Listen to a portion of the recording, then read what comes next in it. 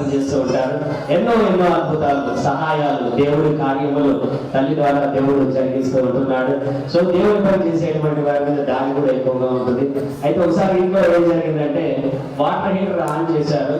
On చేసిన తర్వాత water తీసుకున్నారు, అది పెట్టారు, దాన్ని ఆఫ్ చేయడం మర్చిపోయారు. మర్చిపోయినటువంటి తర్వాత పరిస్థితి ఎలా ఉండేదంటే అది మొత్తము కాలిపోయేటువంటి పరిస్థితిలోకి వెళ్ళిపోయింది.